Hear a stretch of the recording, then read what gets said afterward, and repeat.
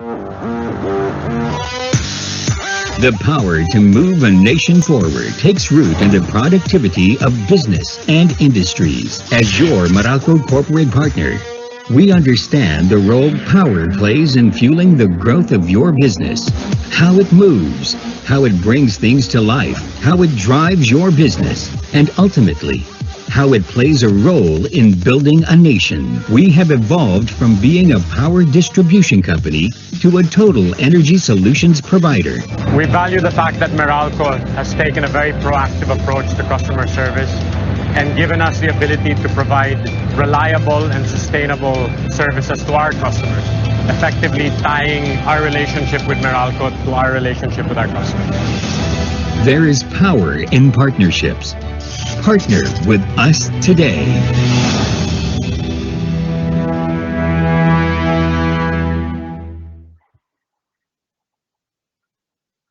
Hi, I'm Kairos, and welcome to Power Ideas.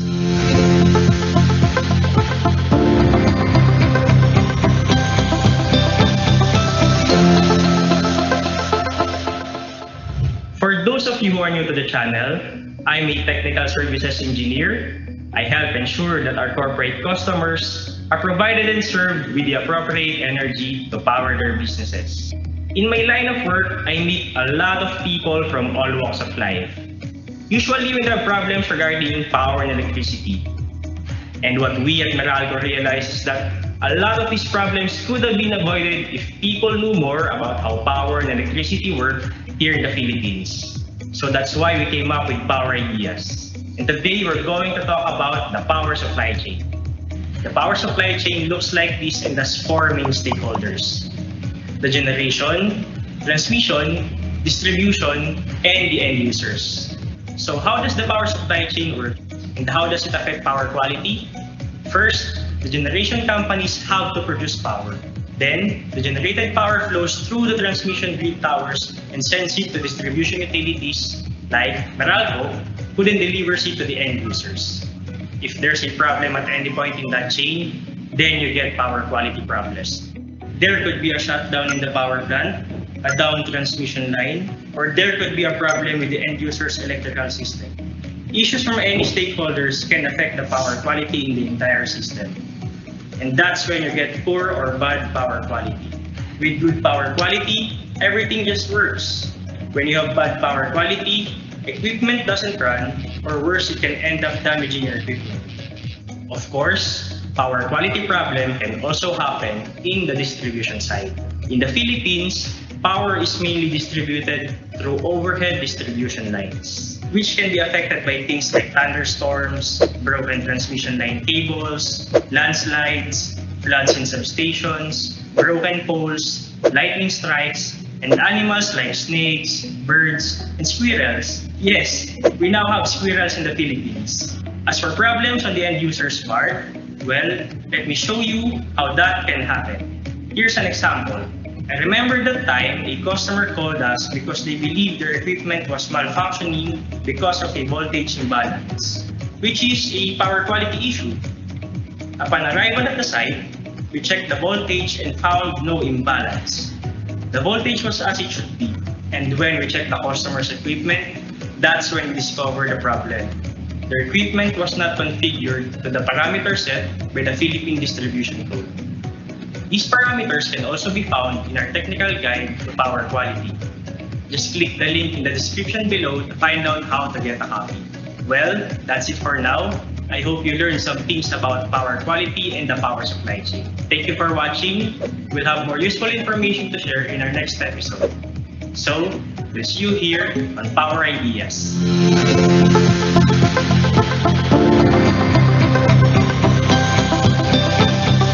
You can also subscribe and click the bell icon so you are notified when we upload new videos.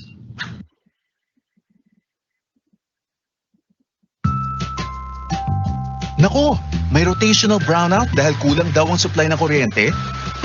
Paano nangyari yun?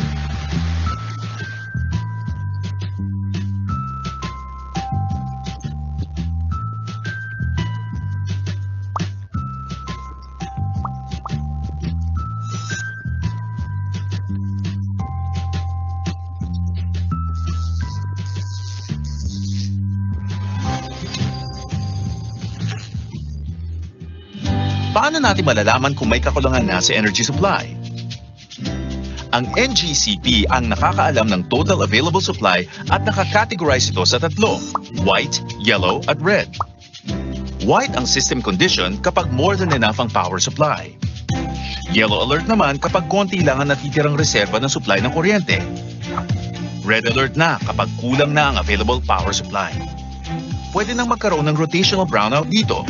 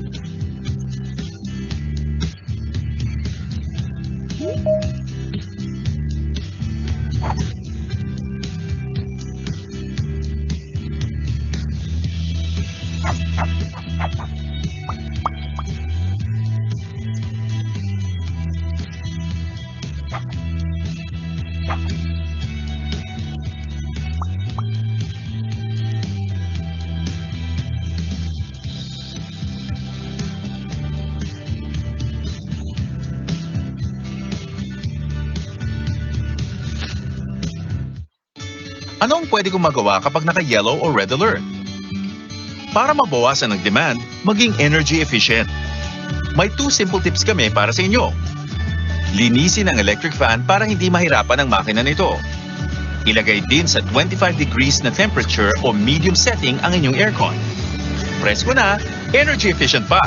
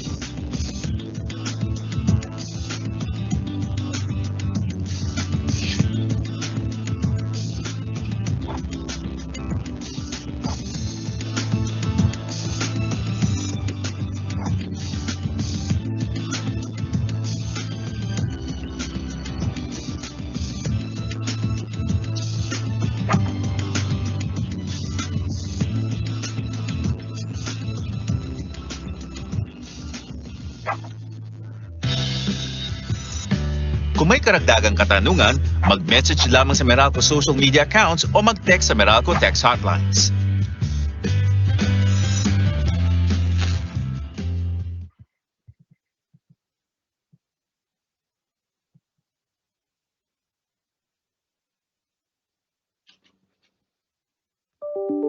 A pleasant afternoon to our valued customers and business partners. Welcome to the Meralco webinar on the power supply situation and a refresher of the DOE's Interruptible Load Program or ILP. I am Mark Wilson C., Meralco Relationship Manager handling SM, Walter Mart and the likes that are under private sector real estate team of the Corporate Business Group. On behalf of Meralco, we would like to thank you for your support the past 2 years. The COVID pandemic has greatly impacted us in ways most of us did not expect, and we thank you for your continued patience, support, and collaboration. We hope that through this webinar, we will be able to update you on the power supply outlook for the upcoming months, how this may impact your businesses, and how we can help each other power through.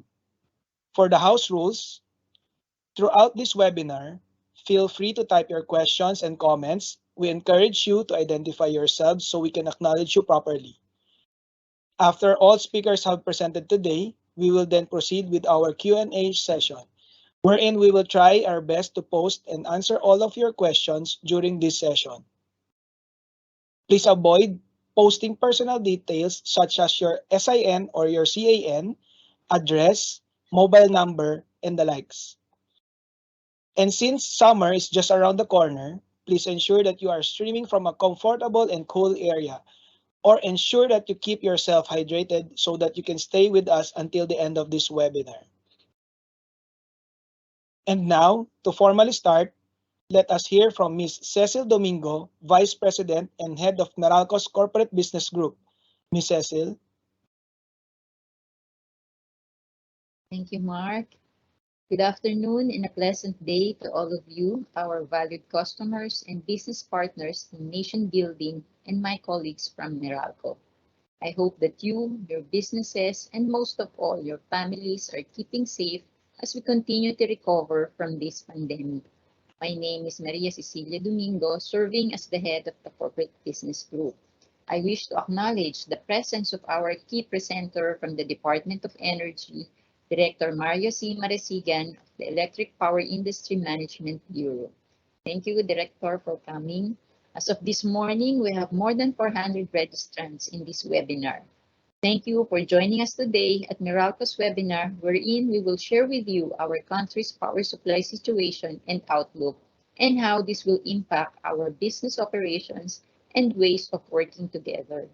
I'm glad Mark reminded us earlier to keep hydrated, given the rising temperatures and heat index as indicated by Pag-asa's weather forecast.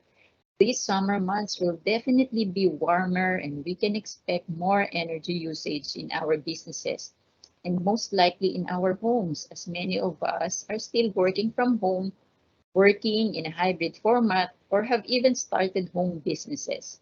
And these are even more the reason why we felt it necessary to provide you with an update on the power supply status. I take pride that the spirit of true bayanihan lives on when we need it the most. We continue to come together to help each other, especially those in need, through any effort that make big differences. COVID-19 has also brought out the best in all of us, which brings us back to why we have invited all of you here today. In the spirit of bayanihan, we wish to provide an update on the power supply situation and how we can anticipate and mitigate any challenges that this may bring. We want to avoid potential power supply challenges to be another burden on all of us. We understand that these are extraordinary times. Alam nating lahat yan, so I encourage you all to ask your questions to our speakers.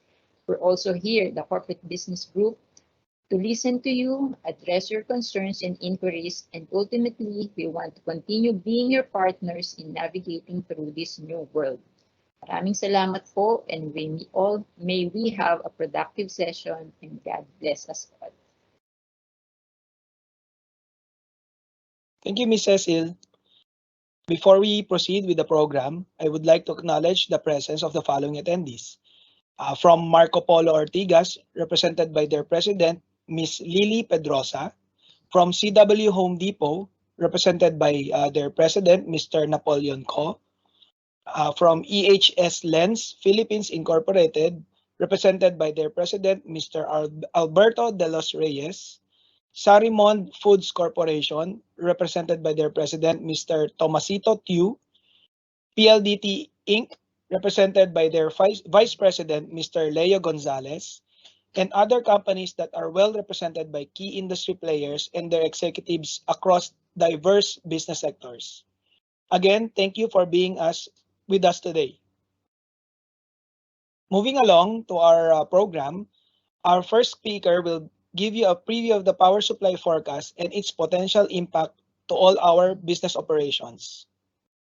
Mr. Mario C. Maresigan is a Career Service Officer 3 who currently serves as Officer in Charge of Electric Power Industry Management Bureau, or EPIMB, of the Philippine Department of Energy, PDOE, mandated to supervise the implementation of electric power industry restructuring to establish a competitive market-based environment and encourage private sector's participation to ensure adequate, efficient, and reliable supply of electricity and formulate plans, programs, and strategies relative to rural electrification. Prior to his assignment as EPIMB, he also served as the director of the Renewable Energy Management Bureau, which handles the overall administration, regulation, and promotion of renewable energy resources development in the country.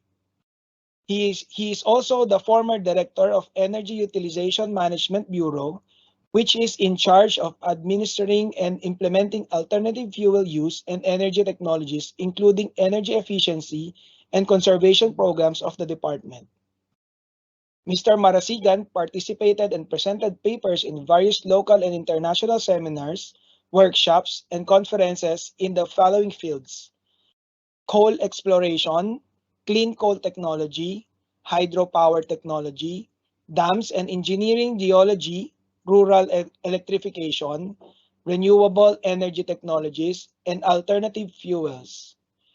In his almost 40 years of government service, Mr. Marasigan was involved in research, exploration, and development of the country's indigenous resources.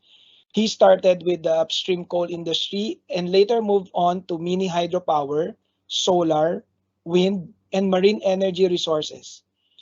He has likewise led the PDOE's Program Management Office for Rural Electrification, particularly in the application of renewable energy systems, solar power technology, micro hydro power generation in unviable areas for conventional grid connection.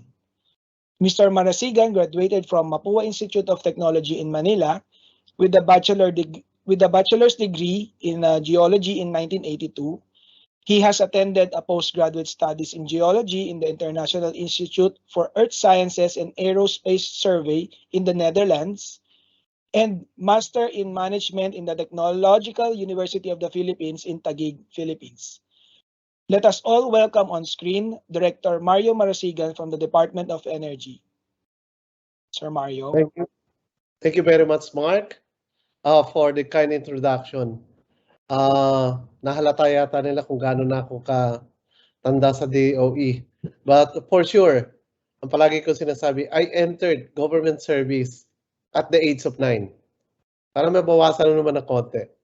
So, thank you very much again and magandang hapon po sa ating lahat. Please allow me to first express my gratitude in behalf of our Department of Energy and our Secretary for Meralco's invitation to be a partner in this activity today. It is our great pleasure na magkaroon tayo ng sharing ng information, particularly dun sa mga issues na summer na naman, medyo tagilid na naman yata ang power natin ngayon. So for today, next slide please, I wish to share with you ano ba yung power outlook natin for the entire country. So the first topic that I will be giving you is the power situation. Ano yung demand natin at ano yung current supply natin. Then, paano ba yung serbisyo ng kuryente natin for the entire year? Ano yung ang 3 buwan and ano yung hinaharap natin ngayong summer, especially that this year is an election year. And then, to give you naman ng magandang pagtatapos ng presentation ko, I'll provide you with some committed and indicative power projects in the country para meron tayong nakikitang karagdagang supply ng kuryente sa ating bansa. Next slide, please. So, the main highlight of determining our Philippine power situation is actually the peak demand. Next slide, please. And every year, we prepare and determine ano yung mga forecasted demand natin. We tried to collate all the information from our different distribution utilities and retail electricity suppliers on how shall we shape kung ano yung demand natin for the entire year. And as presented in this slide, you would notice that even if nagkaroon tayo ng pandemic, continue pa rin ang pagtaas ng konsumo natin ng kuryente. In fact, based on our assessment, hindi nagbago yung trend ng ating growth in power demand.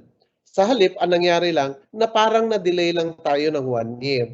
So yung target natin ng 2020, supposedly nag-align lang siya sa target natin ng 2019. Nonetheless, pagdating ng 2021, nakita na natin na nagkaroon na ng ano yung projected increase natin. And for this year, in fact, umaabot na yung sa Luzon pa lang, umaabot na tayo ng 12,387 as our peak demand that may happen sometime this month of May. So, eksakto yun. Height ng summer period at buti na lang, lagpas na ang election period natin. So, can we survive with our current power supply? Next slide, please. So, for this year, I wish to present to you that nagkaroon naman tayo ng additional increase. In fact, yung almost parehas lang yung increase natin sa peak demand natin as compared kung ano yung naging supply natin. So kung 4.9 yung ating overall increase in demand, nagkaroon naman tayo ng additional capacities to the tune of 1,250 megawatts at around at an 4.8 rate increase. So dito rin sa slide na to makikita nyo na isa sa pinakamagandang profile ng power sources natin ang meron tayo dito sa Pilipinas. Hindi kagaya ng ibang bansa, they are focused on only one system or one technology. In fact, magugulat kayo, bakit ang Thailand gusto palang gumaya sa Pilipinas?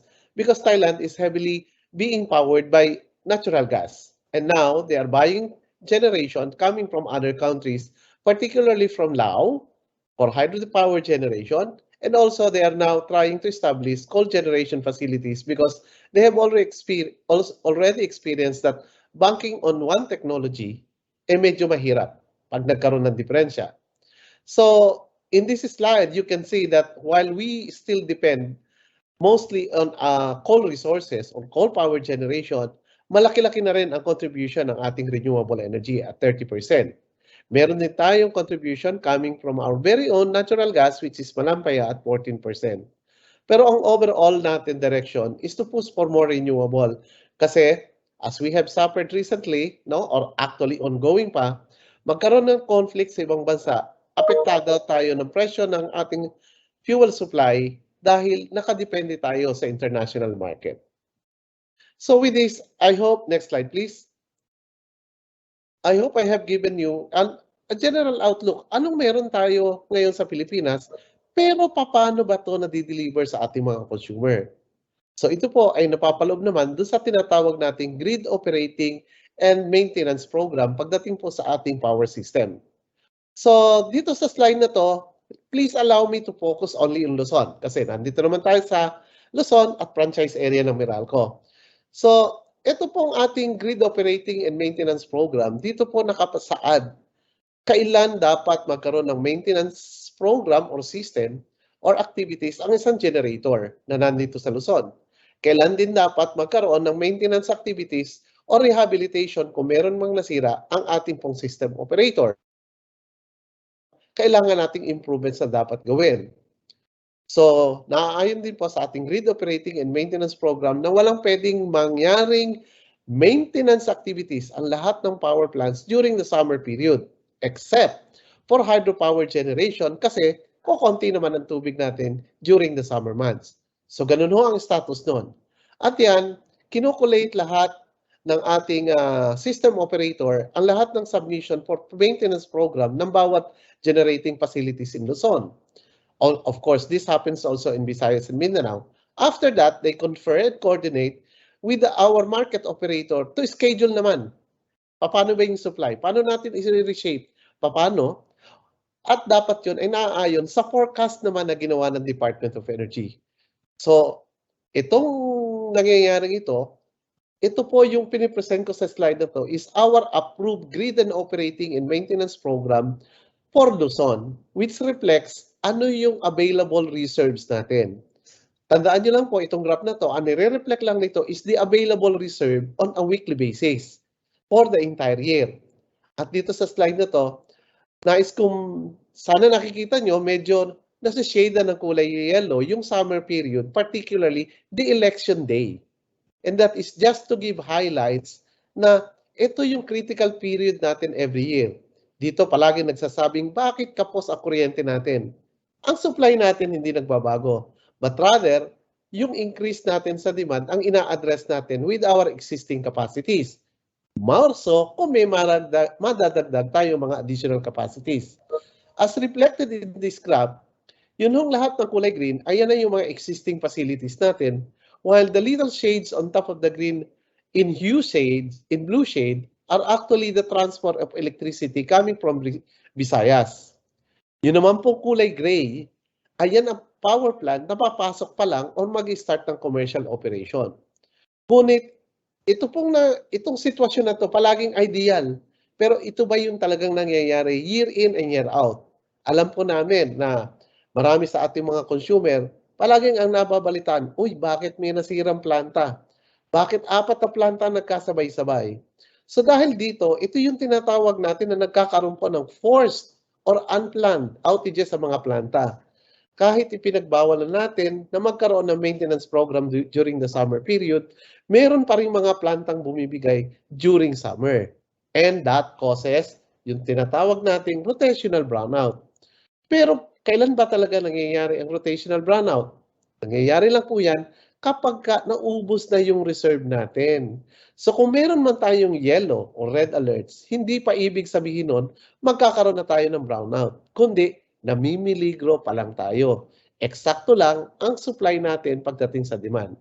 So to address this concern, ang ginawa po natin, kasama po ang National Grid Corporation of the Philippines, ang ating system operator, is to simulate different scenarios na i-consider natin yung mga outages na na-experience na natin in the previous years. So maraming mga simulations na nagawa, tinignan natin yung worst scenario, tinignan natin, pero ano bang scenario yung pwedeng mag-reflect sa situation natin today and probably and most likely in the future. So ang ginawa po ng ating system operator is to account all outages that happened for the last 4 years.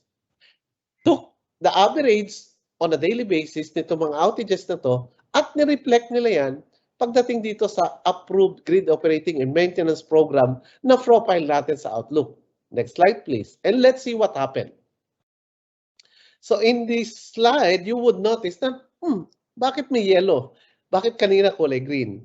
So yung pong broken boxes on top of the green bars reflects ano yung forecasted natin na forced outages, yung unplanned outages. So kung titingnan natin sa previous slide, dapat buong green, including po yung ating broken lines, no? Yung broken box natin on top of the green line. But if we reduce it by the average outages on a daily basis for the last 4 years, then ito po yung nakikita nating outages. At kung titingnan natin yan for the entire year, it runs between 400 to 500 megawatts. So ano naging resulta? Meron pong kulay yellow na bars. Ang ibig sabihin yan, these are the potential yellow alerts that may happen during the summer period, especially. Natsempo po na summer period. At nakikita natin yan that we may have 6 counts of these yellow alerts during the month of April and May. Buti na lang, yung election period, the week before and the week after, or until the week after ng election, ay wala tayong yellow alert. How about election period? Yung ating pong mismong election day. Well, sabi natin, sana hindi mangyari, pero ang projections natin, during election day itself, mababa naman ang konsumo kasi walang pasok. Lahat tayo pupunta lang sa mga polling precinct para bumoto. So yun po yung projections natin. Now, pero bakit ganito pa rin? Meron pa tayong yellow alert. Ibig bang sabihin yan ay meron ng rotational brownout or manual load dropping na isasagawa ang ating system operation? Hindi pa po. Ang sinasabi lang yan pagka meron tayong yellow alert, yung required contingency reserve natin na siyang magpupuno just in case na yung pinakamalaking planta natin na nasa sistema at that particular time ay bumigay at magkaroon ng mga forced outage, then yung reserve to fill that gap is not sufficient. Yun lang po ang ibig sabihin kaya meron tayong yellow alert. And it is indicated here in these slides having the bar below the yellow line. Kasi yung pong ating yellow line, yun yung required naman na contingency reserve. Ngayon, kung bumaba naman tayo dun sa red line, then that means meron na tayong mga red alert. At yung red alert natin, yan po yung mas malaki ang potential na magkaroon tayo ng posibleng manual load dropping resulting to tinatawag nating rotational brownout. Pero, anong maganda niyan? Doon po sa ating mga end users naman na malalaki, kagaya po ng mga participants natin ngayon, can you contribute and help us? Kasi ang unang panagot natin dyan is, of course, energy efficiency and conservation. Pero paano yung consumers themselves na malaki ang konsumo? Dito namin iniimbitahan yung may mga potential na maging partners namin dito sa tinatawag nating Interruptible Load Program.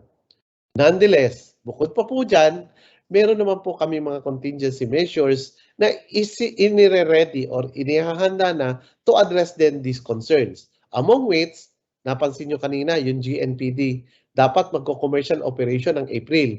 Hindi po matutuloy yun dahil madidelay yung project nila for some reasons. Pero yung pong capacity nila is still available. They will conduct starting this month of April yung kanilang test and commissioning activities. Therefore, hindi man sila in commercial operation, ang capacity nila is available pa rin. Bukod dyan, meron pa tayong ibang mga contingency measures like i-reschedule yung mga maintenance program na in-approve natin doon sa original version 0 ng ating grid operating program, particularly yung mga hydropower plants. Kung naka-schedule sila during the period po na mako-cover nito mga yellow alerts natin, then pwede natin silang ilipat ng kanilang preventive maintenance activities on a later date. Sa kagandahan palad po, sumang-ayon naman ang ating mga hydropower generators at sinabing sabihan lang sila, then kaya nilang i-confirm on a later date ang kanilang mga PNS activities. Another contingency measures na meron tayo is that yun pong ating interconnection ng Luzon at Visayas, may available capacity po yan. At sa ngayon, ang ginagamit lang natin is about 100 to 150 megawatts. Now, we can optimize that up to 300 megawatts if there is really a need for augmentation ng capacity ng ating Luzon grid. So, meron man tayong contingency. Kailangan pa rin po natin ng participation ng ating mga consumers. And of course, everyone is welcome na maging isa sa kabahagi po natin na mag-a-address ng mga problema natin pagdating sa serbisyo ng kuryente. So, welcome po. At sana makuha namin ang interest ninyo pagdating po sa Interruptible Load Program. Next slide, please. So, ano naman ba ang hinaharap natin in the future? Baka naman, nag-imbita nga tayo ng Interruptible Load Program participants, yun pala naman, wala na mga planta tayong nakaready at forever na tayong nakatali sa ILP. Hindi naman po. As far as today, meron po kami mga listed na committed projects. And what do we mean by committed projects? These are projects that have already reached financial closing. That means they are either shovel ready and just waiting for the release of the fund para po mag-start ng construction. Or they are preparing for their participation pagdating po doon sa tinatawag nating competitive selection process ng ating mga distribution utilities. In fact, on this aspect, I wish to congratulate Meralco for conducting their competitive selection process several times dahil nakapag-invite po tayo ng mga bagong capacities dahil dito sa pangukontrata ng Meralco ng kapasidad in the future, hindi po ngayon. Meron po silang kinontrata na para sa ngayon at meron din po silang kontrata na itatayo pa lang ang mga planta dahil gagamitin po o kakailanganan natin ng additional capacity on a later year. For example, in 2024. So ito po more or less yung rundown ng ating mga capacities at mapapansin nyo po na hindi lang tayo nakapokus sa coal. Mas marami po ang pinupus natin ngayon pagdating sa renewable energy. And in fact, we have accelerated dito. Meron po kaming tinatawag na yung mekanismo under the Renewable Energy Law, which is the Renewable Portfolio Standard, kung saan ang lahat ng distribution utilities ay mandated na mag-source ng kanilang supply para sa kanilang captive consumers of a certain percentage. So para po mapabilis natin yan, nagkaroon po tayo ng isang programa na tinatawag nating Green Energy Auction Program wherein ang magkoconduct na po ng bidding process ay ang gobyerno para ang ating po mga distribution utilities ay mamimili na lamang doon sa mga nanalo kung alin ang kailangan nila. Bukod po rito, pagdating po dun sa ating mga may kakayanang bumili ng kuryente direkta sa ating mga generators, meron po tayong tinatawag na green energy option. So pwede pong renewable lang ang ating bibilhin, walang kahalong conventional, at hindi pa tayo nakalatali doon sa 500 kilowatt na threshold at the moment. Pag kung magpa-participate po tayo sa green energy option, pwede po ang peak demand natin average for the last year or for the last 12 months is 100 kilowatts. Next slide, please. Pagdating naman po in the long run, baka naman kulang yung 8,000 megawatts natin na project. So, meron pa rin po tayo mga additional projects in the pipeline. Next slide, please. Which are the indicative projects. Ito naman po yung mga projects na ang mga proponents ay nag-prepare na ng kanilang mga permits, clearances, nag-secure na ng mga lupa, ngunit hindi pa sila nakakarating doon sa punto ng financial closing dahil naghahanap pa sila ng tamang merkado para sa kanilang mga generation projects. So with that po, I hope that I provided you sufficient information para makita ninyo ano ba ang kalagayan ng ating power supply for this year and at the same time, ano ang hinaharap natin in the future. Maraming salamat po, particularly sa Meralco for this opportunity at mabuhay po tayong lahat. Sir Mark, thank you. Thank you, Director Mario, for enlightening us on the power supply outlook.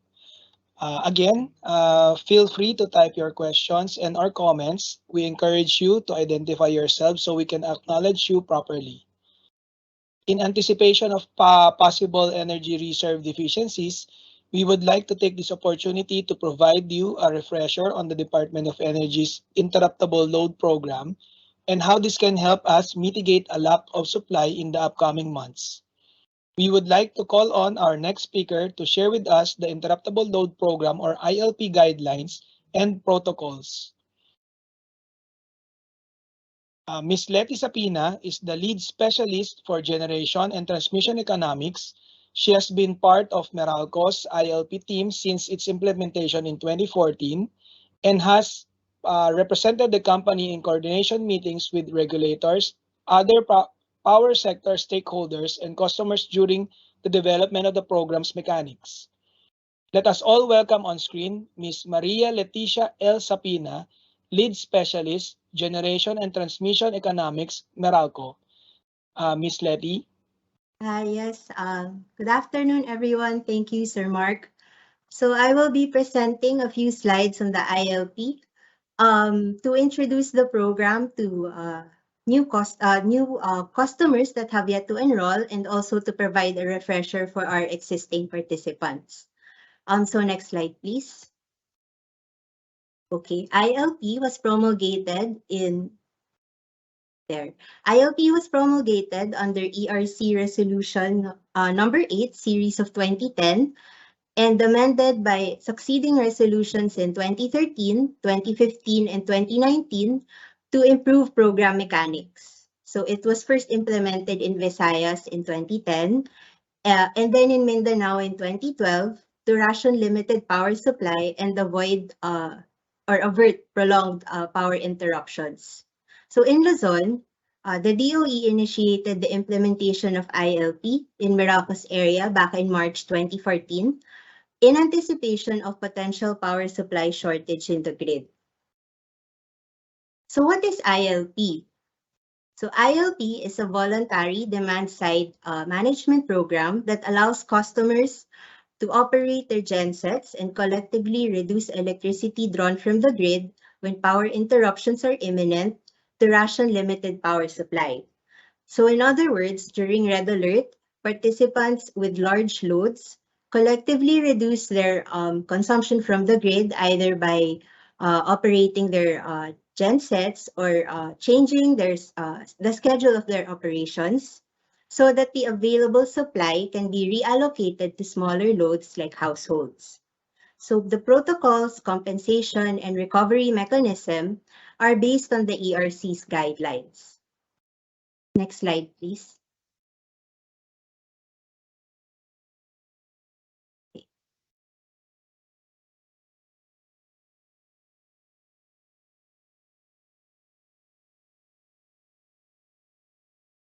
So customers that are interested to participate in the ILP must sign the ILP agreement and provide the committed deloading capacity and the preferred deloading window.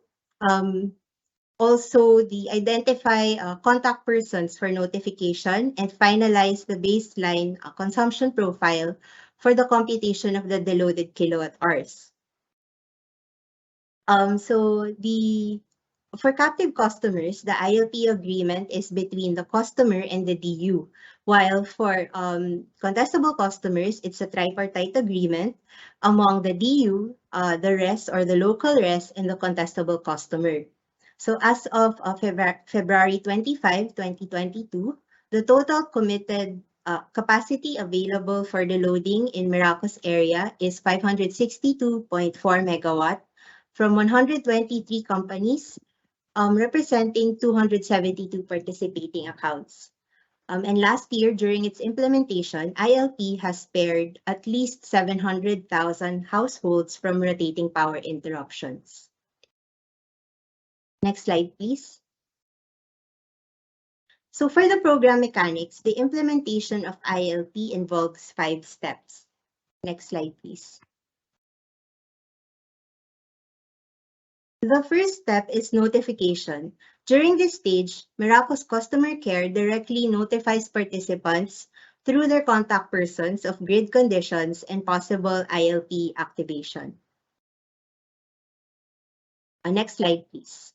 When NGCP is able to provide day-ahead notifications on yellow or red alert, the participants will receive an advice 5 p.m. of the previous day from Meralco's customer care. So upon receipt of the advice, participants are required to immediately confirm with customer care the receipt of the notification and their ability to deload as committed and scheduled. On the current day, if the grid is still on yellow or red alert, as advised by NGCP, the participants will again receive a notice and are required to immediately confirm with customer care their participation. And then if the red alert persists, customer care will send a final confirmation of the loading 2 hours before the schedule. And again, the participants must provide feedback on their ability to deload as committed and as scheduled. So while we strive to provide participants with sufficient lead time for activation, based on experience, the yellow and red alert notices from NGCP are received on the day itself. Also, depending on the level of reserves, should a large power plant unexpectedly breaks down, the final confirmation may also be the first and only notice for the loading. So just some reminders for notification. Please make sure to provide the correct contact details of the contact persons. Also, and this is very important, always confirm the participation immediately to customer care, as this will be the basis for compensation. The communication between customer care and the participants' contact persons is also very important for the coordination between Meralco and NGCP during ILP activation. Next slide, please. So the second step for the ILP is activation. For activation, participants can choose between 2 deloading windows which capture the Luzon grid's morning and afternoon peak. So as shown there in the graph. So just some reminders for activation. Next slide, please. During activation, depending on the level of supply deficiency and the time when red alert was announced by NGCP, participants may be requested to extend the loading or to deload outside their preferred schedules. So if the participant is unable to continue the loading during the prescribed deloading hours, the participant is required to immediately notify customer care on the reason for inability to continue the loading and the estimated time when the problem is expected to be resolved. And lastly, the participants should load back to normal after the prescribed deloading window unless an extension of the deloading has been issued. Next slide, please. So the third step is the determination of compensable kilowatt hours. Meralco will read the consumption meters of participating accounts at the same time as the usual reading for billing and tag the hours of ILP activation.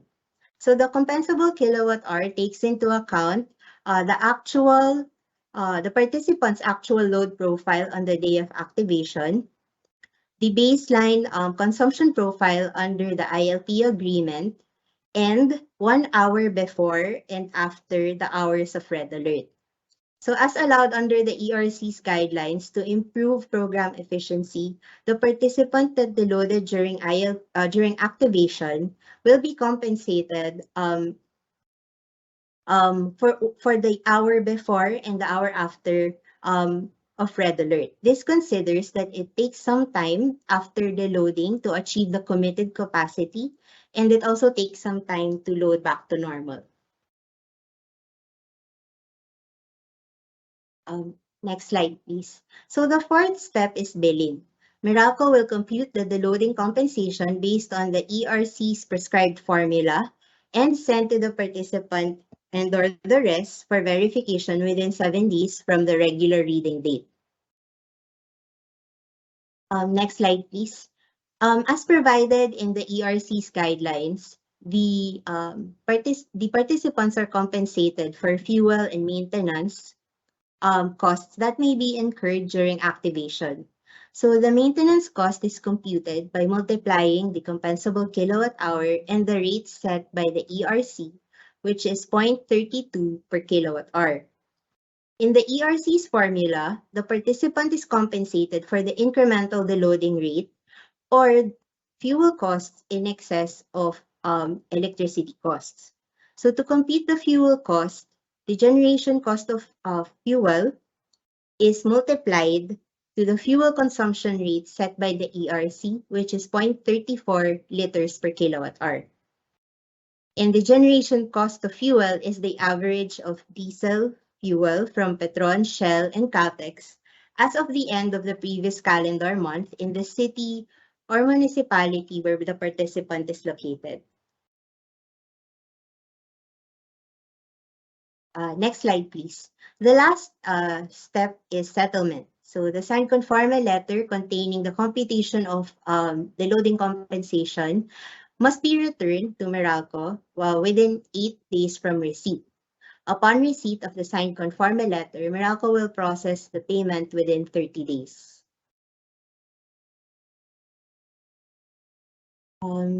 Next slide, please. So that's it for the ILP mechanics. We just have some reminders on participation. So as required under the ILP agreement, the loading capacity, the loading window, the baseline consumption load profile, and the contact persons need to be finalized or updated if necessary. Next slide, please.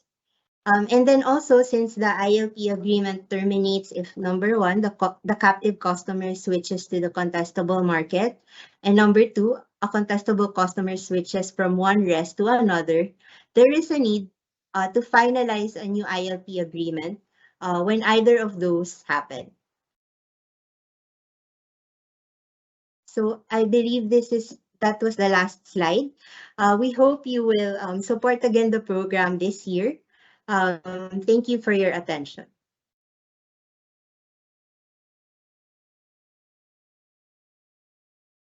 Thank you, Ms. Letty, for providing us the guidelines and protocols. So at this point, we will now proceed with the Q&A portion. Allow me to call our panelists. First, our speaker, Director Mario Marasigan and Ms. Letty Sapina. Mr. Lawrence Larry Fernandez, Vice President and Head of Meralco's Utility Economics. Mr. Jesus Bong Santiago Jr., System Control Head of Meralco's Energy Management Group. And lastly, Mr. Anderson Andy Ongsiping, Head of Meralco's Competitive Market Group Operations Management. Again, please feel free to type your questions and or comments. We encourage you to identify yourselves so we can acknowledge you properly. I shall now read out the comments and questions of our viewers.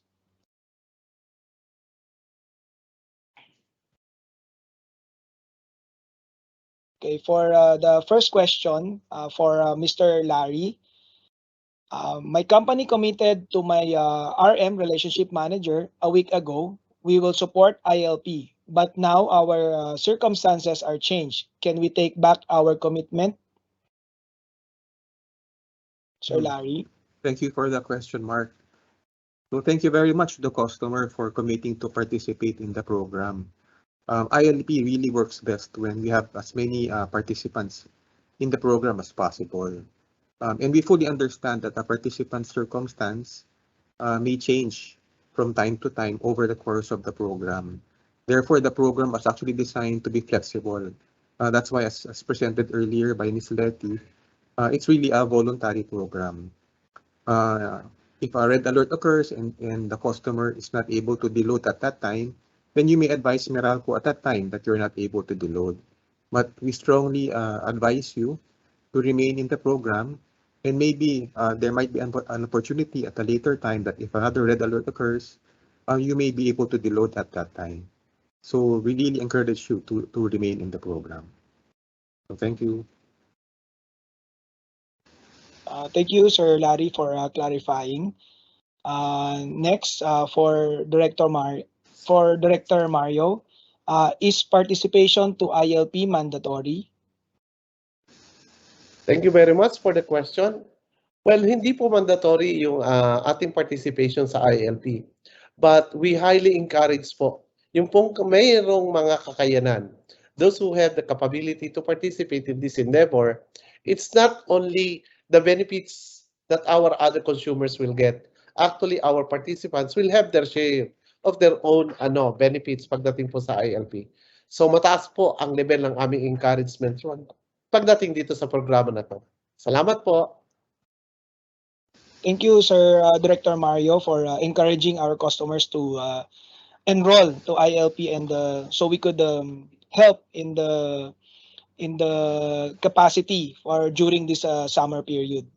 So to move on, for Sir Bong Santiago, what is the loading? Can you further explain, Sir Bong? Thank you. Yes, thank you, Mark. Good afternoon, everyone.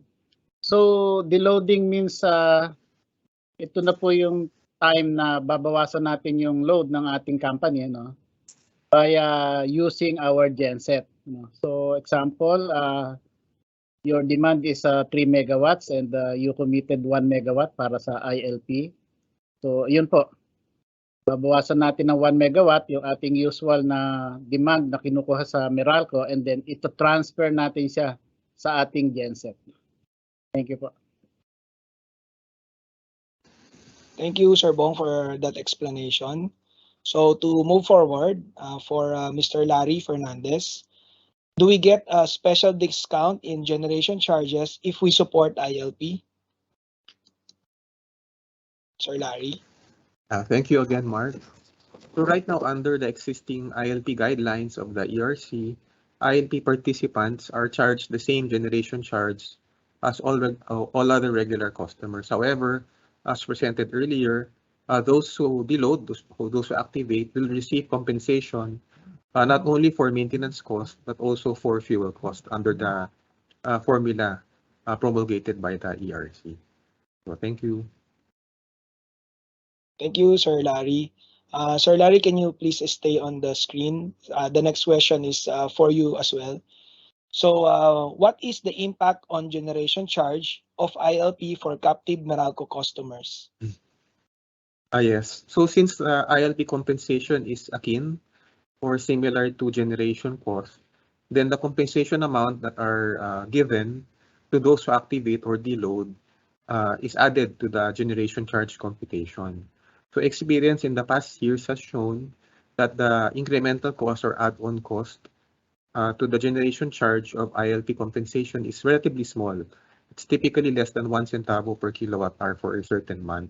In exchange, we're able to spare hundreds of thousands of households from brownouts for that incremental add-on to the generation charge.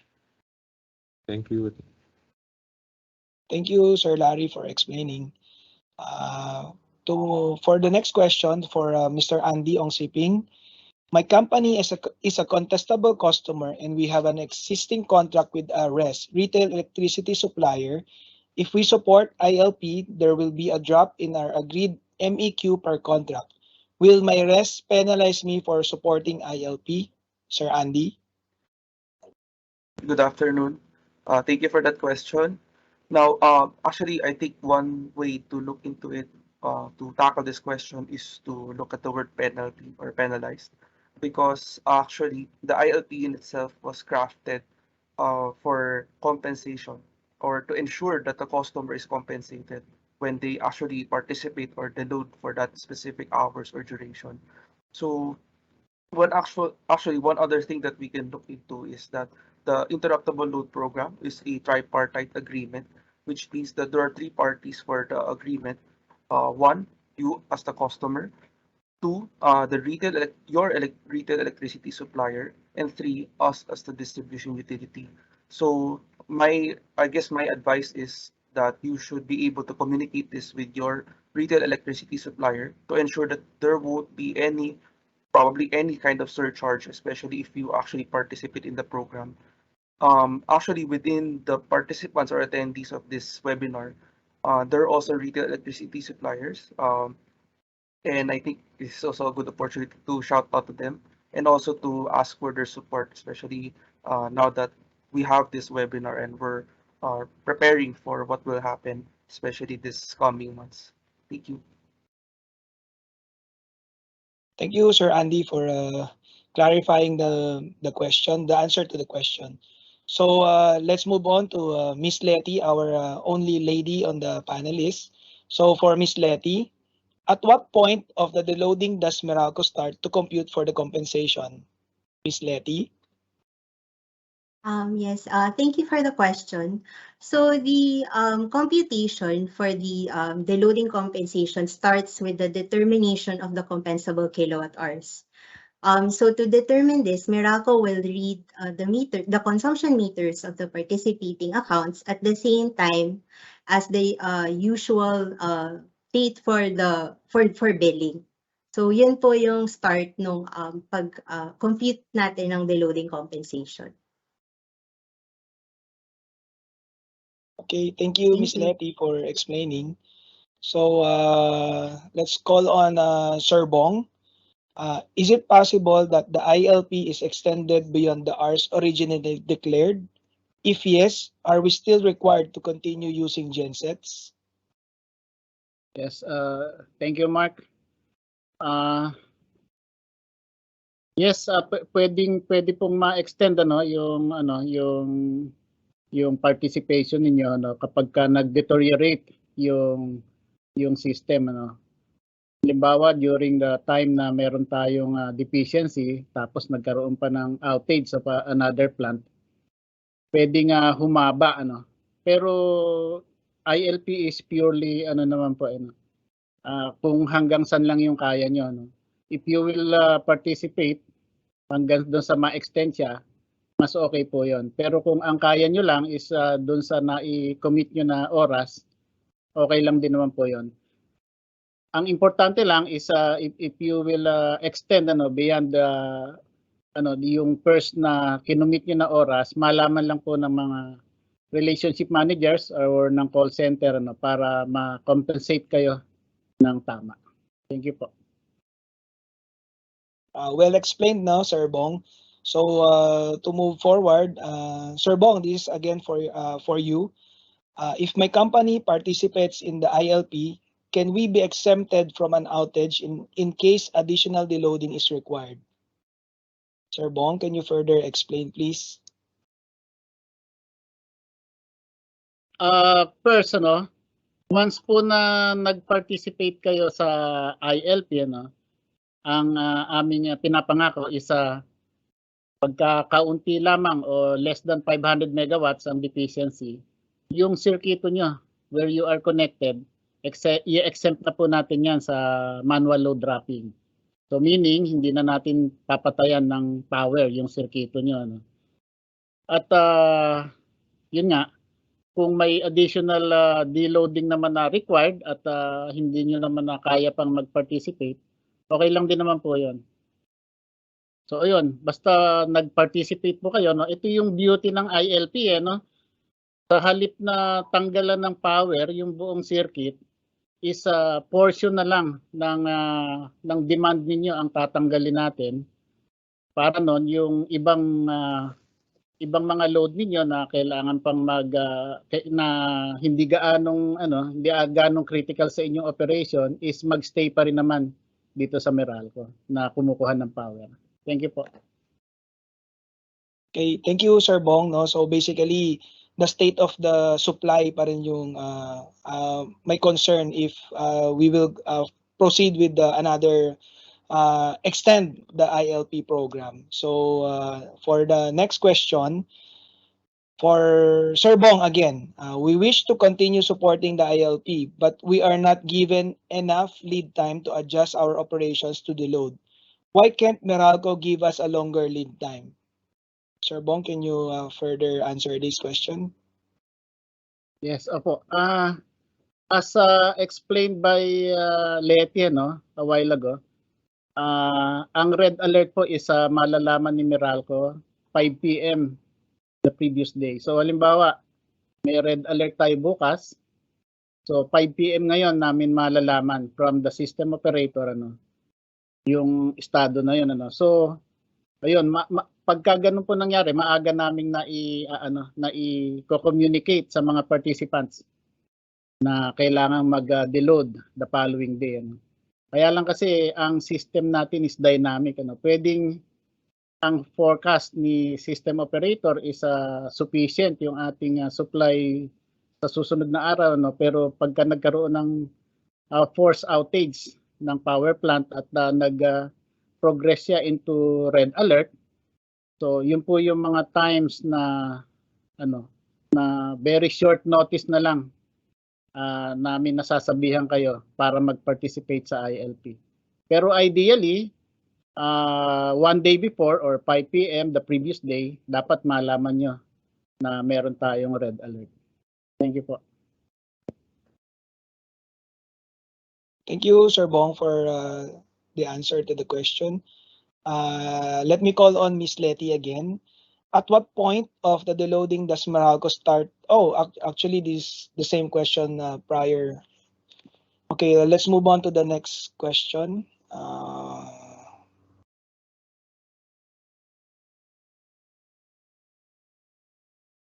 Okay, for Miss Letty again, what is the minimum deload capacity in kilowatt and hours to apply for ILP? Miss Letty. Yes, thank you, Mark. Thank you for the question. So the ERC's guidelines actually does not place a limit on the capacity yung pong i-offer natin or i-commit natin for the loading. But yung para for the program's effectiveness, yung spirit po ng program is to prioritize yung customers with large loads. So normally these are the 1 megawatt and up. Kasi pamadalian yung pag-implement ng program, so we need as much as large capacity, committed capacity for the loading that we can get, so that we can spare as much households or smaller loads as we can from manual load dropping. Kaya ganun po, kaya naging ang priority po is for the larger loads to join the program. On the hours, so if you're referring po to the preferred windows, so we have identified two windows that capture the morning and afternoon peak because as expected, ito po yung may high demand and this is probably where ILP will be activated. So it depends on the customer kung ang pipiliin nyo po is morning or the afternoon window.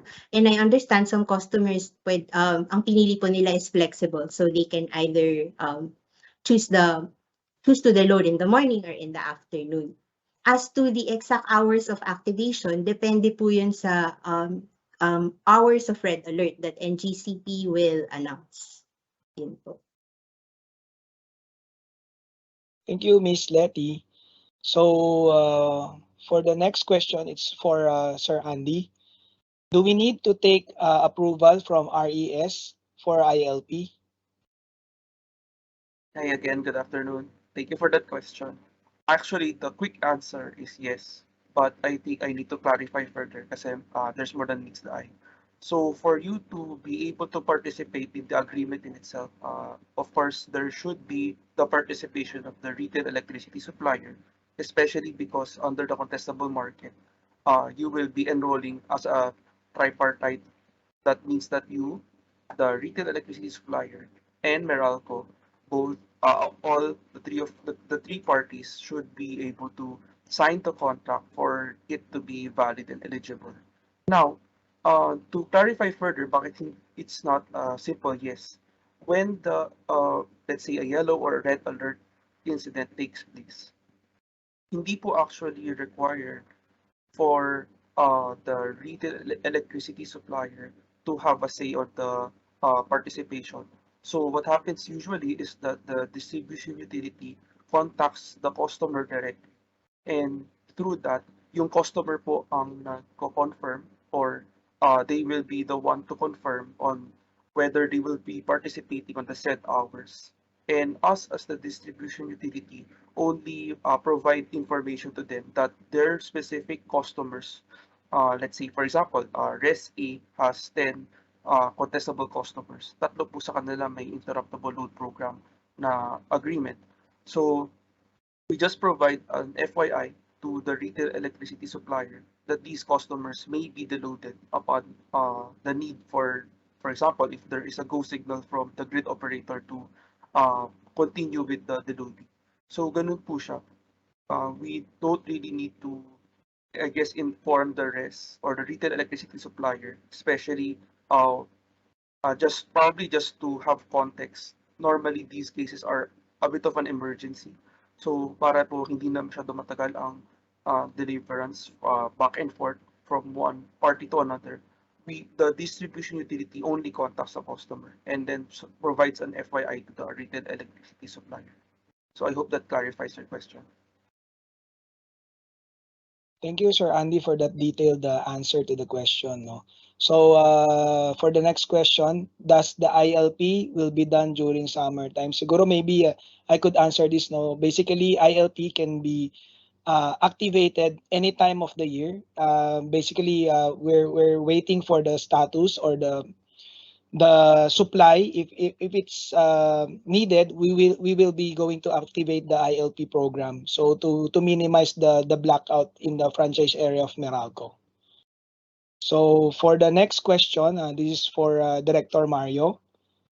Are there continuing and compelling efforts, investigations about reopening Bataan Nuclear Power Plant? What's the posture of DOE? Director Mario. Thank you very much for the question. Well, it's a very interesting question, no? Because it includes the posture and the position of the government with regards to Bataan Nuclear Power Plant. Well, first, I wish to inform everyone that the Bataan Nuclear Facilities is secured and continuously being maintained by the National Power Corporation. Second, to the question as to are there continuing studies? There were several studies done both by the government and the private sector on the possibilities of, number one, refurbishing or reinstalling the entire facility to run as nuclear power plant, or for a possible conversion of the facility. And even the International Atomic Energy Agency has conducted an assessment on the status of our Bataan Nuclear Power Plant. And they have termed it not mothballed, but rather delayed nuclear power project. So ano po yung implication nun? Maganda pa ang status ng ating nuclear power plant. But hindi po madali ang mag-proceed sa isang nuclear power plant. And at the moment, ka-issue pa lang po ng ating mahal na presidente ng Executive Order 164, wherein it is now taken by the national government to consider nuclear power generation as an option in providing electricity to the country. But we still need to complete a total of 19 infrastructure items para po makapag-proceed tayo. So as far as continuing activities with regards to nuclear energy initiatives of the country, yes, we are continuing, but it may take us at least 10 years before we can fully decide whether we will install a new one, rehabilitate the Bataan Nuclear Power Plant, or to consider new technologies such as the small modular reactor units. So, nandyan po as an option ang ating nuclear energy program. Maraming salamat po.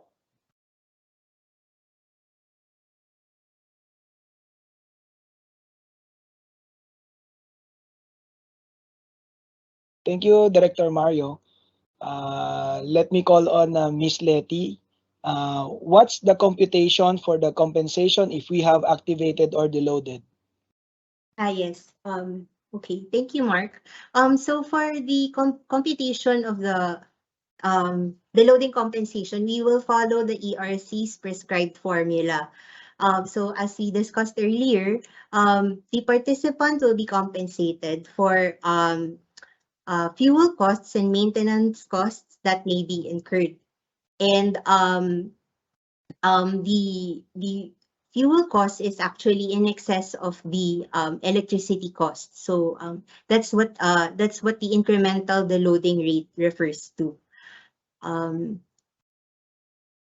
So yes, we will follow the ERC's prescribed formula for computing the loading compensation. Thank you. Thank you, Ms. Letty. Let me call on Sir Larry. Can we adjust the time of activation once we got a call from our customer care? Since we will be informed 5 p.m. prior the deloading, and we need at least 3 days to inform our tenants. Sir Larry?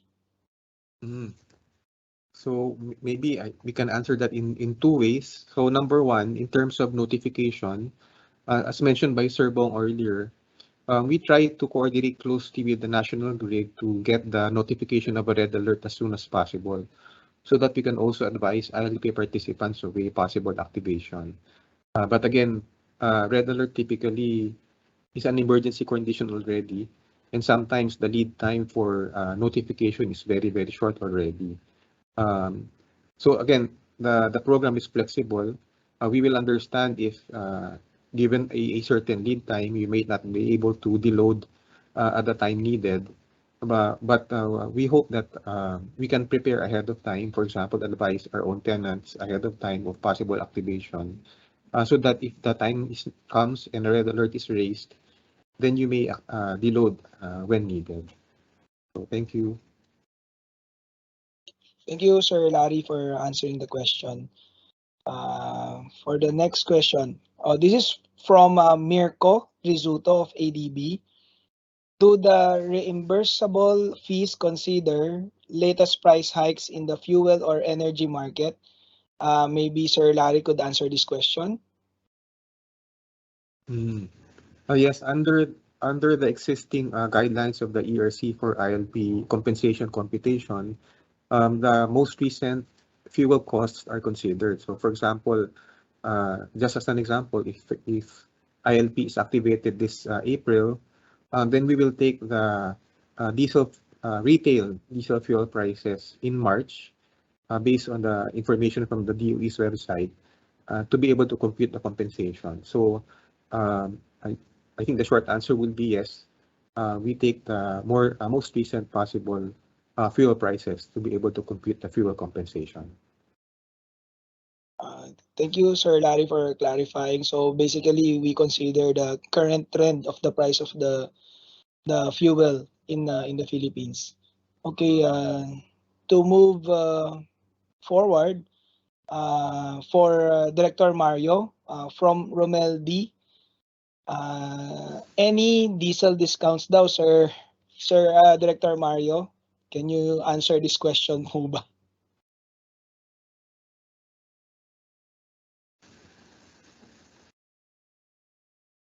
Director Mario, I think your camera is not on po. Yeah, I'm sorry, but I've been moving from one meeting to another. So can you repeat the question, please? Actually, sir, this a question regarding diesel fuel. Will there be any discounts using diesel fuel during ILP? Oh, mahirap na question po yan kasi deregulated na po ang ating liquid fuel industry. So yung pong mga discount na ini-offer natin ay limited po doon sa ating mga public transportation. And in fact, hindi po nanggagaling yung sa gobyerno yung discount. Ang discount po na yun ay inisyatiba, kino-coordinate lang ng Department of Energy. Ang nanggagaling po sa gobyerno ay yung pong tinatawag nating ayuda. yung pong kasobrahan sa value-added tax collection, ito po yung binibigay natin na pangsuporta sa mga drivers ng public utility vehicles natin. Pero direct discounts po, coming po yan doon sa mga oil companies. My apologies po. Okay, thank you, Director Mario. Sir, can you please stay on the window? So this is another question. We understand that Ilihan's contract with Malampaya will expire by June this year. Has this been considered in the demand outlook of DOE? Thank you very much for the question. No? Very relevant po yan. And in fact, yes. Kinonsider po natin yan sa paggawa ng ating outlook. Dahil po tayo po ay tinitingnan na natin, including po yung reduction na actually ng ating volume of gas. Sa pag-consider po natin ng Ilihan na at reduced capacity po bago po dumating ng kanilang expiration ng contract, in time naman po, hopefully, napapasok yung kanilang kinontrata naman na liquefied natural gas terminal.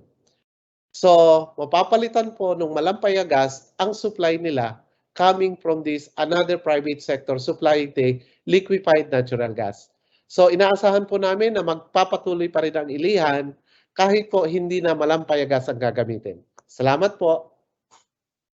Thank you, sir. Siguro that will also help in parang dito sa issue natin with the supply, no?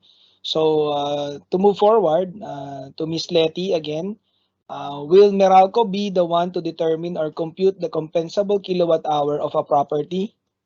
Ms. Letty? Yes, thank you, Sir Mark.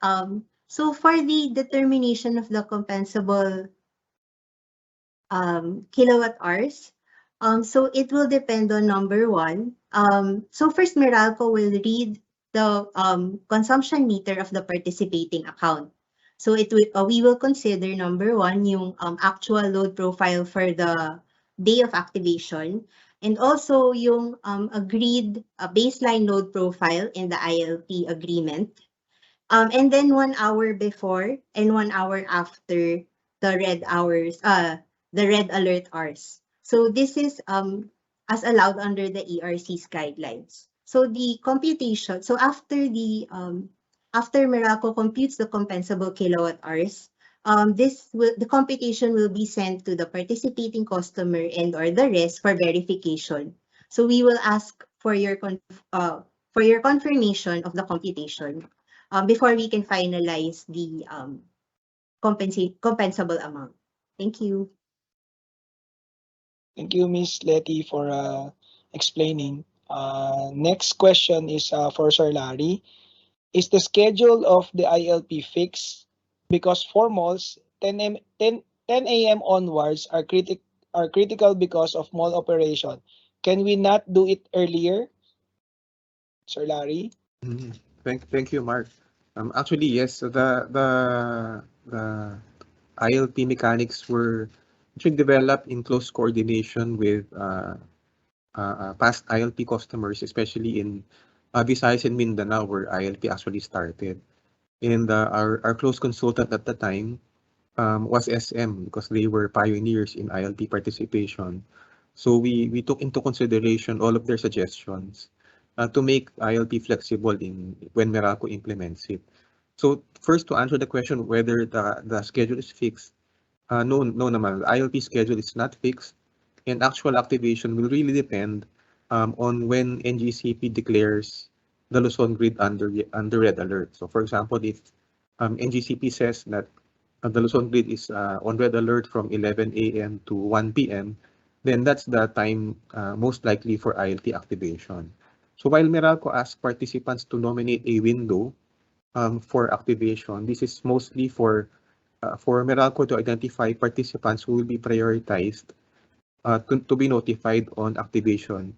If, for example, the red alert period of the NGCP coincides with the ILP window nominated by the customer. So it's that schedule is mainly really for prioritization of communications and to streamline the process. But the actual activation will be based on the period of red alert declared by NGCP.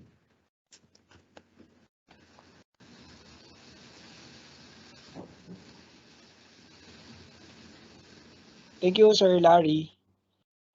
Let me call on Miss Letty again. If we cannot deload due to technical problems in our genset, will we be penalized? Thank you, Sir Mark. So the ILP is voluntary. So even if after signing the contract and then the participant cannot deload, there are actually no penalties. So for example, if during your deloading, you are unable to deload because of nag-breakdown yung genset, what we are just asking is that you inform immediately customer care that you are unable to continue deloading. So there will be no penalties because ILP is voluntary. Okay, thank you, Miss Letty. For Sir Bong, this is from Lito of LISP. Kailan po kaya ang possible pagbaba ng grid? Apektado din po kaya kami dito sa LISP? Sir Bong, can you answer this question? Yes, thank you, Mark. So, siguro ang ibig sabihin ni Lito ay yung pagbaba ng grid is yung pagbaba ng demand, ano? So, Lito, ano to, no? Usually, bumababa yung demand natin during the rainy season.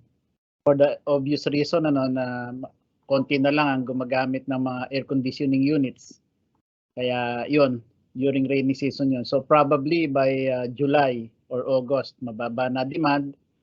Medyo very remote na yung possibility na magkaroon ng red alert. With regards to your second question naman, ano, so LISP, so I believe industrial customer kayo, ano. Ang rule of thumb kasi dito sa Meralco, ano, pagka nagkaroon ng MLD during daytime, ang mga tinatanggalan ng power o ibina-brown out ay yung mga residential and commercial circuits. At saka, yun nga, residential and commercial circuits, meaning yung mga sirkito na ang naka-connect ay mga residential customers and commercial customers. Ano?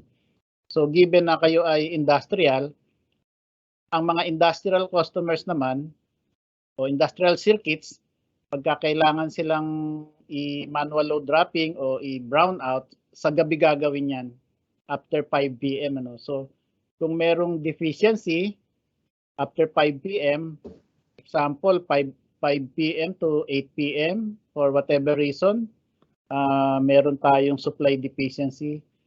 Yan yung mga time na pwedeng maapektuhan ng LISP. Thank you.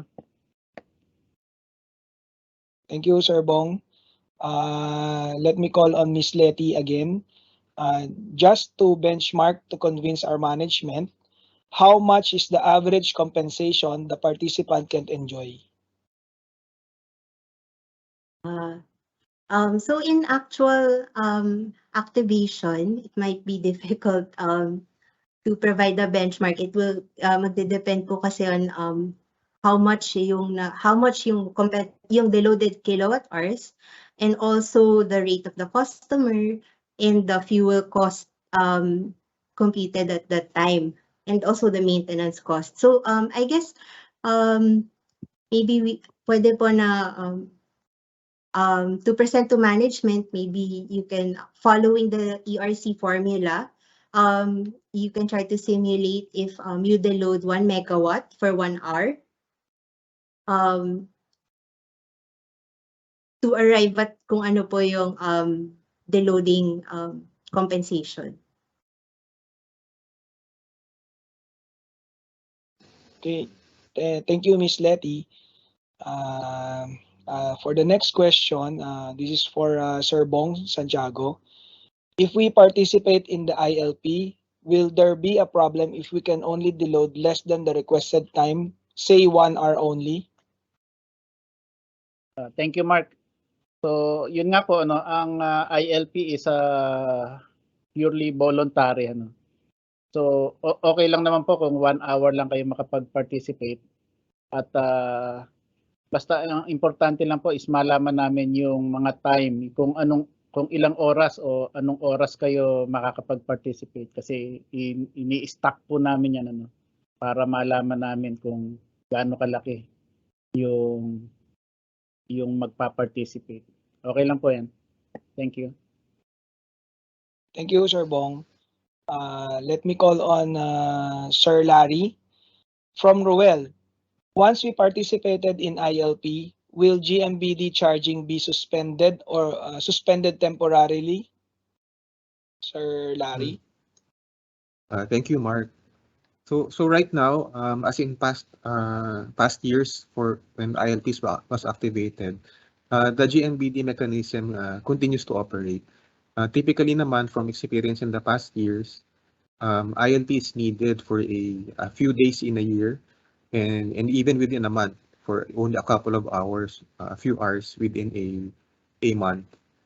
So right now, the GMBD mechanism will continue to operate through ILP.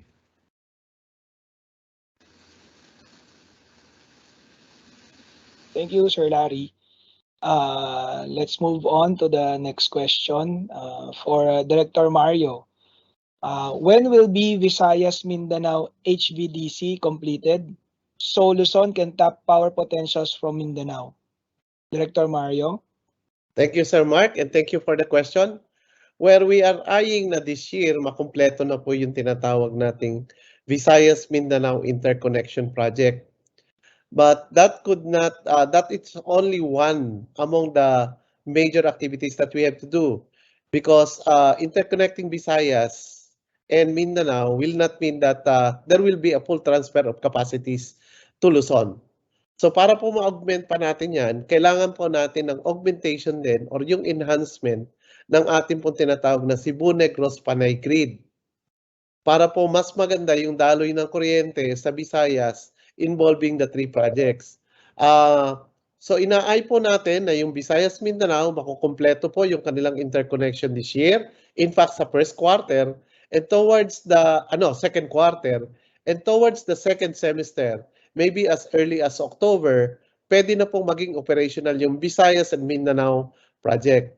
But the transfer of electricity to Luzon may still be dependent on the existing lines in the Visayas plus the interconnection of Samar and Bicol. So within the year, we're looking forward to the possible transfer of electricity directly from Mindanao to Luzon. Thank you. Thank you, Director Mario, for that detailed explanation. So to move on for Mr. Larry Fernandez, would there be a significant impact on the demand charge considering that there will be a need to restart major equipment at peak hours? Let me repeat the question. Would there be a significant impact on the demand charge considering there will be need to restart major equipment at peak hours? Sir Larry? Yeah, thank you, Mark. I think the concern there is that coming from a low load condition and then adding backload to the grid might lead to an increase in the demand charge registered in the customer's meter. In those instances, and not just for times when we need to deload due to ILP, but for even just for daily shutting down and restarting of our loads, we need to be cognizant of how the demand is measured by our meters. And I think the general prudent practice will be to stagger the restarting of our large current loads. So if we do this for our regular shutdown and restarting of our loads, we should continue to do this practice even for ILP activations so that we can manage any impact on the demand charge. Thank you, Sir Larry. I hope we have answered the question. No? Our apologies. I think we are having some technical issues.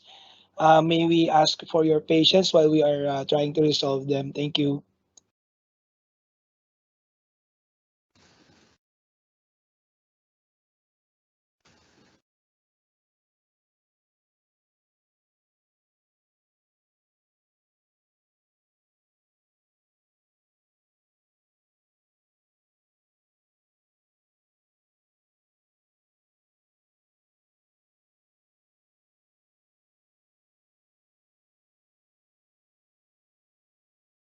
Again, sorry for this technical issues. Our apologies again.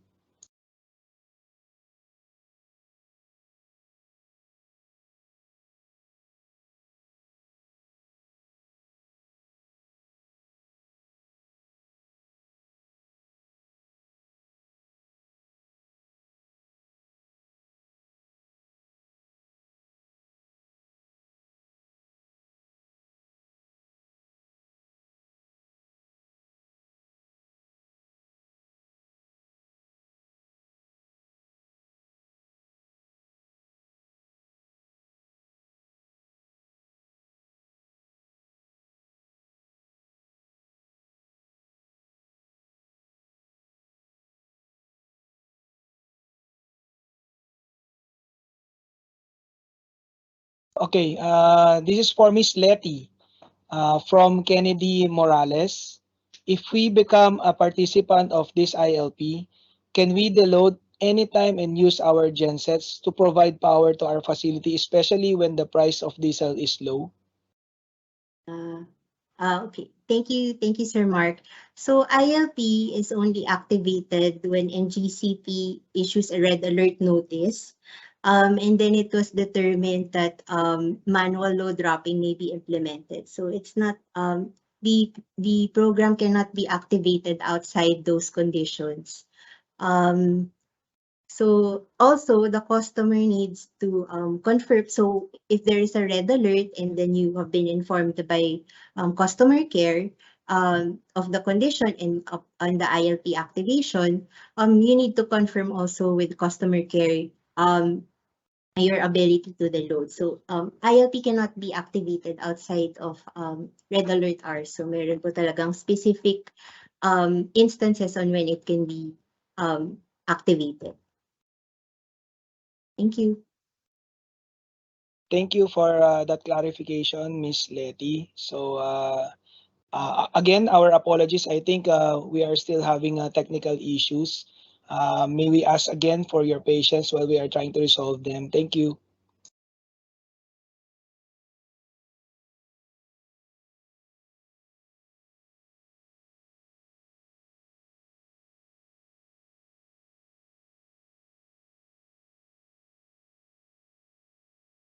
Maybe I could continue this session. I actually the question is more important than the view of the panelists. So the next question is for Mr. Bong Santiago from Mags Salvio. If during the loading we suddenly encounter a technical problem and we need to load back from the grid, what is the protocol or procedure, Sir Bong? Can you answer this question, please? Thank you, Mark. Thank you. So, again, ito pong ILP is purely voluntary. Ano? At kung during the participation ninyo at nagkaroon ng problema yung genset, definitely okay naman pong bumalik kayo sa grid. Ano? At paki-inform lang po yung ating mga relationship manager na doon sa nangyari sa inyo para aware kami doon sa hindi marirealize na deloading.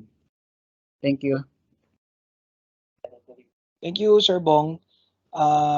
For the next question, this is for Miss Letty again. Miss Letty, how will maintenance costs discount computed? Can you answer that, Miss Letty, please? Thank you. Yes, thank you, Sir Mark. So the maintenance cost that will be part of the loading compensation is based on the ERC formula. So based on the ERC formula, the ERC set a rate of 0.32 per kilowatt hour, which will be multiplied to the compensable kilowatt hour to arrive at the amount. Thank you.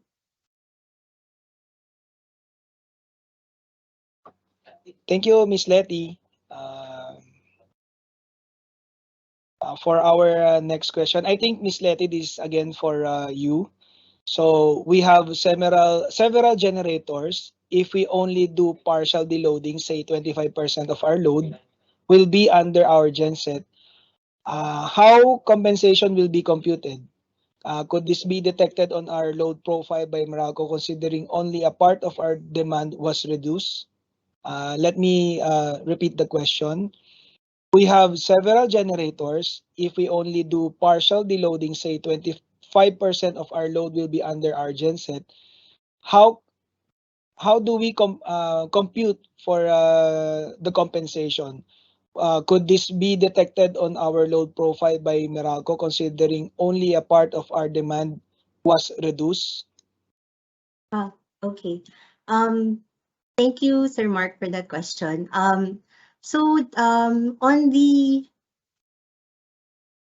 the computation of the compensable kilowatt hours, so Meralco will be able to see, will read the consumption meters. So if the customer shifted around 25% of their load to the genset, so this should be also reflected in the consumption meter that will be read by Meralco. So it should also be reduced by that percent. So this will be considered in the computation of the compensable kilowatt hours. Thank you, Ms. Thank Letty. you.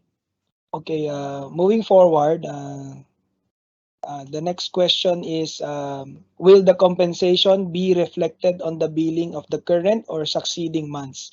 I think I could answer this question. No, basically, the compensation is separated and not linked to our billing. This will be paid through a check payment for the refund or the compensation for the use of your diesel fuel. So for next question,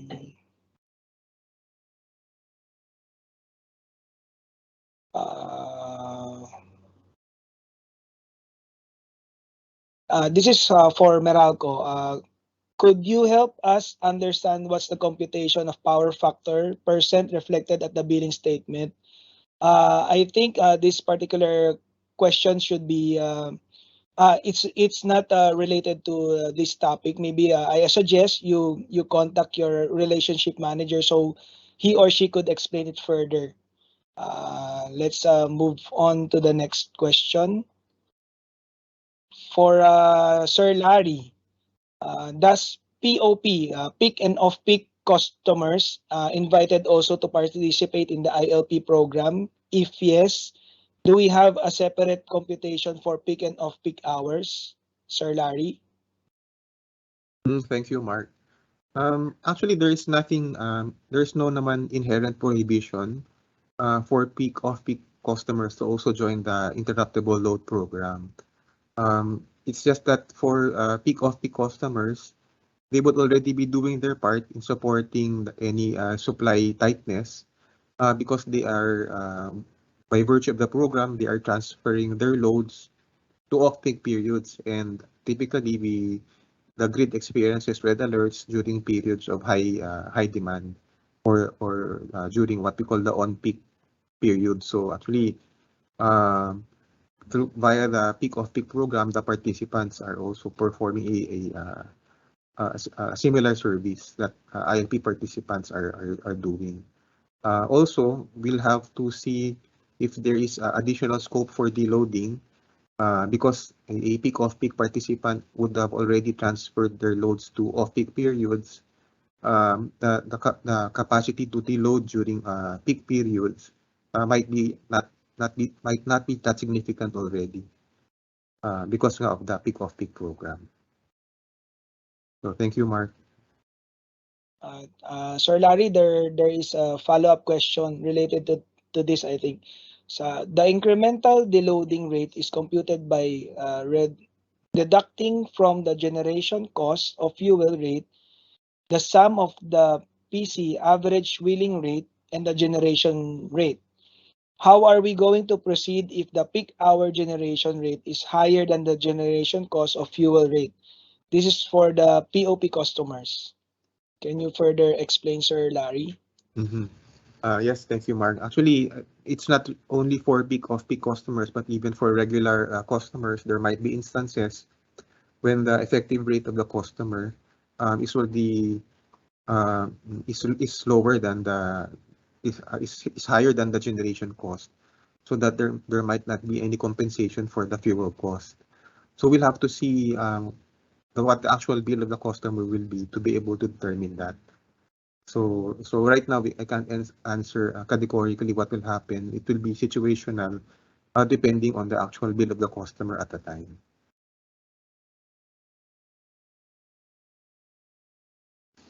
Thank you, Sir Larry. For the next question, this is for Miss Letty. If our preferred window to unload is 6 a.m. to 6 p.m. to avoid power interruption during office hours, but the red alert window is only 10 a.m. to 3 p.m., can we still unload for the time of our preferred window? Let me repeat the question, Miss Letty.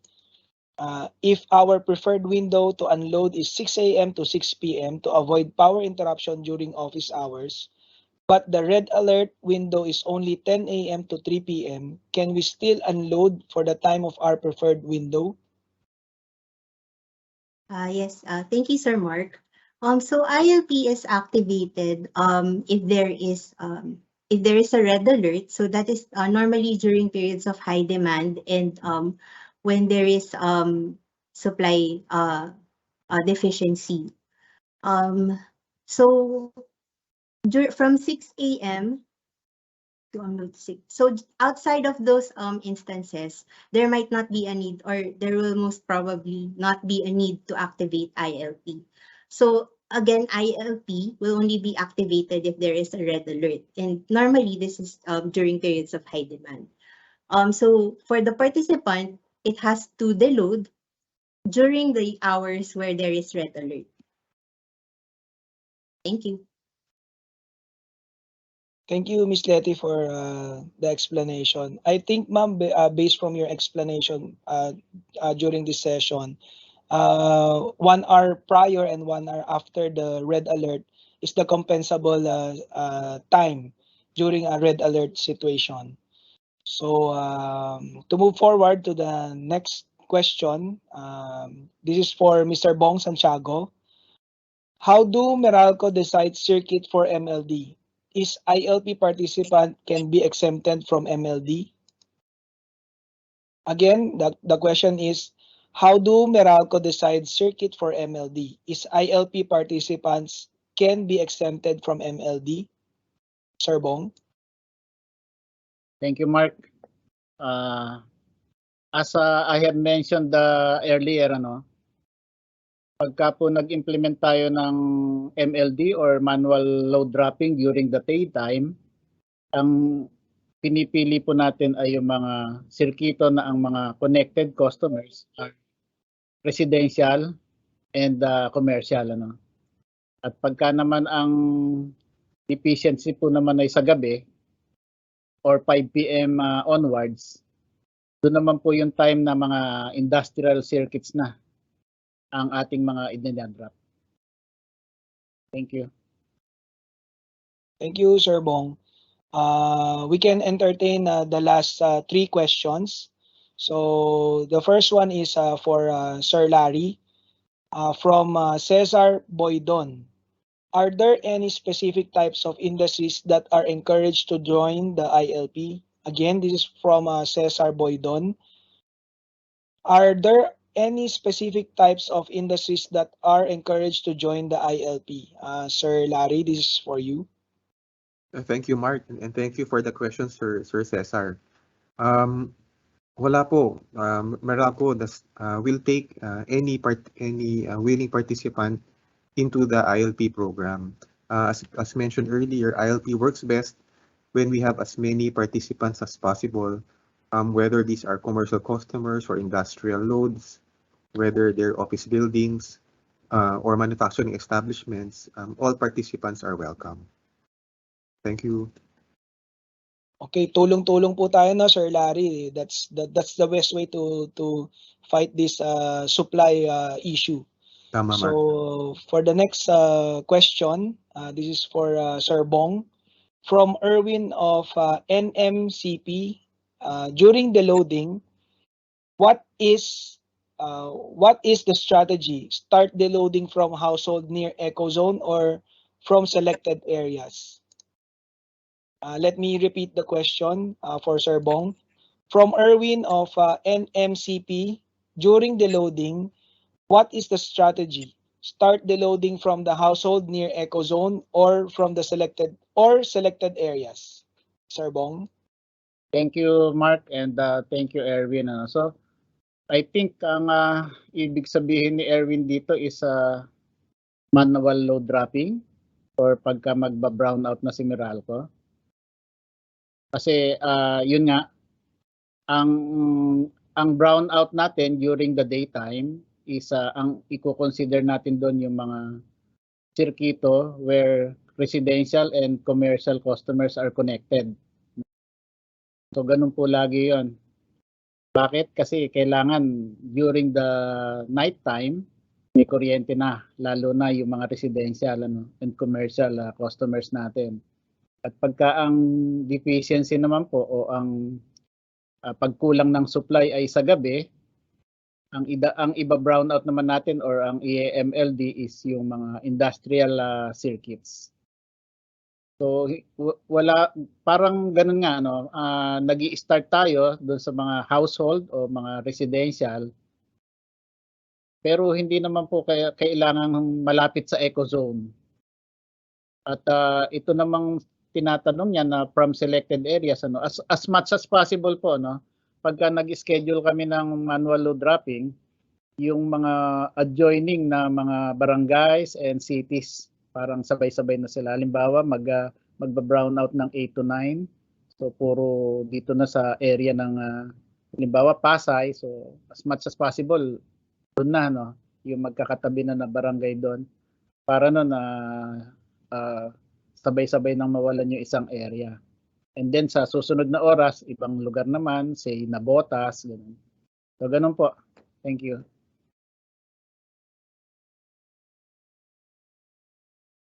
Okay, thank you, Sir Bong, for answering the question. So we have the last question. This is for the only lady in the panel. So Ms. Letty, this is for you. Clarification on the compensation is VAT inclusive or exclusive, including the average diesel pump price. So let me repeat the question. Clarification on the compensation. Is VAT inclusive or exclusive, including the average diesel pump price? Yes. Thank you, Sir Mark. So, the average, since the diesel price is the retail pump price, so it already considers the VAT. Also, the compensation will also have VAT. So yes po, it has VAT. Okay, thank you, Ms. Letty, for the straight answer. So maybe I think that's the last question for this session. So again, thank you everyone, and apologies for the technical issues encountered. So thank you also to our panelists and our esteemed guests from the Department of Energy for joining us today. I think that was a productive discussion. Clearly, we have a lot to share, but we hope that we were able to clarify and cover most, if not all, of the topics. We hope that with all us working together, we can make an effort to mitigate energy supply challenges as we also still face the biggest challenge brought about by COVID-19.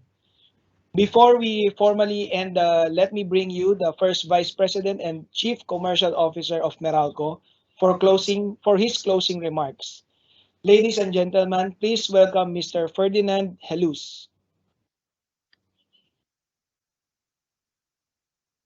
Sir Ferdy. Well, thank you, Mark, and thank you again, Director Mario, for being with us today and sharing your insights on our power outlook. Of course, thanks to our Meralco colleagues for making this briefing happen, as well as to our customers who some sort of take interest in this topic, realizing that we're all in this together. So we all know that power is essential for growth in any business. And on our road to recovery, it's top of mind concern for businesses and industries. Meralco is privileged to share in the responsibility together with other energy stakeholders on how the Philippines' economic growth can be supported on this front. In fact, in quarter 2021, we see that we're already 6% up than the pre-pandemic level, in terms of consumption, compared to 2019 first quarter. So while the economic landscape has definitely changed with the pandemic, as it continues to peak in some markets and returning in others, and amidst this uncertainty, individuals, companies, and governments learn to be more resilient and is learning to mitigate the pandemic impact on recovery strategies. Now more than ever, we must continue to engage, stand by each other, and collaborate, because this is the only way, through working together in cadence towards a common goal, that we will overcome this challenge. Unity is a powerful tool, and Meralco organized this webinar because no one country nor one company can solve a major crisis without the help of others. Bayanihan, as Cecil alluded to in his opening remarks, a quite forgotten Filipino word, has never been felt this strongly before. Together we can. We're sincerely grateful to all of you for your continued patience and understanding in these times. Trust that we will always be with you on this recovery journey. To help keep the lights on in your homes and businesses, so please do not hesitate to connect with us. I hope and pray that as we recover, we emerge to be even more resilient, united, and re-energized. More power to you, your families, and your businesses, and of course to our country. Stay safe and healthy always. Maraming salamat po sa inyong lahat. Thank you, Sir Ferdy. And with that, we officially conclude this afternoon's webinar. We hope to see you soon in our future engagement. That is why we are posting the QR code on screen and link in our chat box for the survey form. Please share with us your thoughts on how best you can gain more useful information and tips from the Meralco Corporate Partners. If you have further questions or concerns, we encourage you to contact us, your relationship manager, so we can be of help. We also encourage you to join our exclusive Viber community for enterprise customers, wherein you can receive relevant updates regarding your business accounts. Just scan the QR code being flashed on the screen. Again, I am Mark Wilson C., your host for today. Good afternoon. Stay safe, everyone.